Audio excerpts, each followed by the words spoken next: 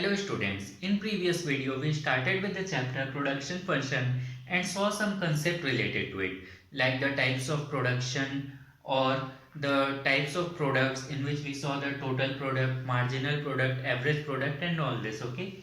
In this video we are going to study a very important law related to this chapter, okay, that is known as law of variable proportion. So let us see what does this law says. See, this law is applicable only when some of the assumptions are there, okay? In certain conditions only this law works. So the first condition here is that it works only in the short run production function. It means that the production function should not be long run, okay? It should be for a shorter duration.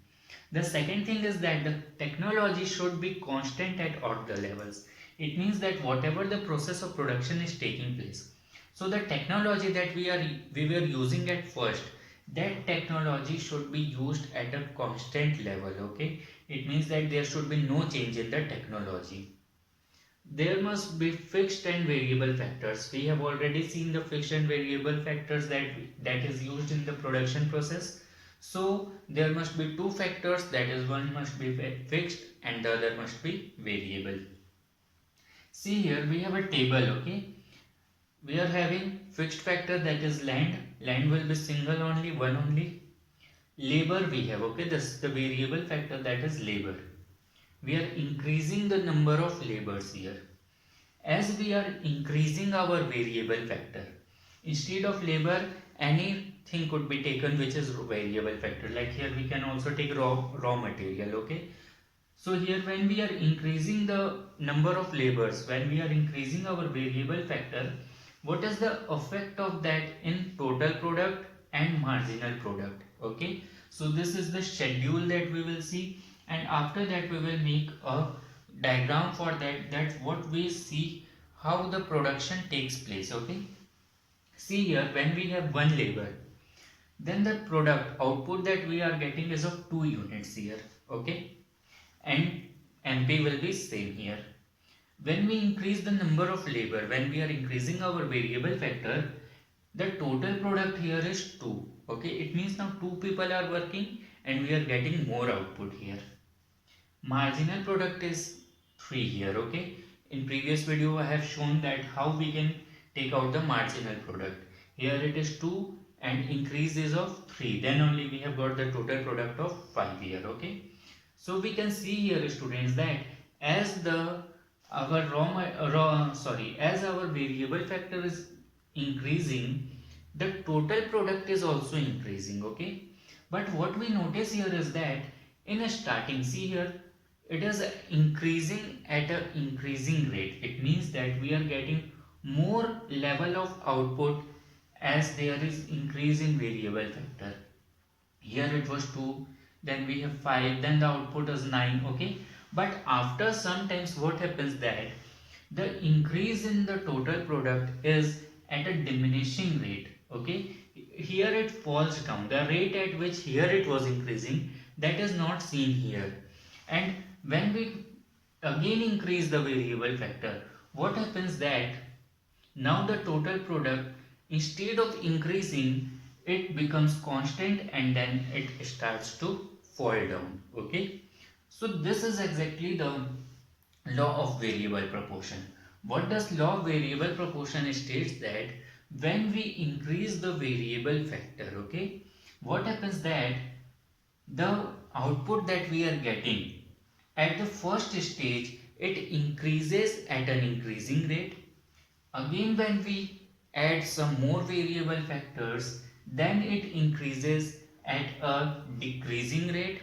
And in the third stage what happens that again when we increase the variable factor, then it increases at a negative rate, okay. So this is known as the law of variable proportion, or returns to a factor, that whatever factor that we are implying here, what is the pattern of return that we are getting. So what is the pattern here? This is divided into 3 stages: increasing returns, decreasing returns and negative returns. See here it was 2, then 3, then 4. So it is increasing returns that we are getting. This is stage 1. 3, 2, 1. Now what is happening, that the output that we are getting, it is increasing here. Okay, total product you can see, but it is increasing at a decreasing rate. We are getting decreasing returns here. Okay, and at last what we see, that we are getting the negative return here. Now the negative sign is here. Okay, so this is known as the law of variable proportion. We can denote this with a diagram also. See here, we have made a curve here, y and x axis. Okay, this is 0. See, when we plot TP, total product, how we will do it? It is starting here 2, 5, 9. Okay, let us suppose here it is 2, then 5, then 9, like this it is. Okay, so it is increasing, then here it is becoming constant, and then it starts to fall down.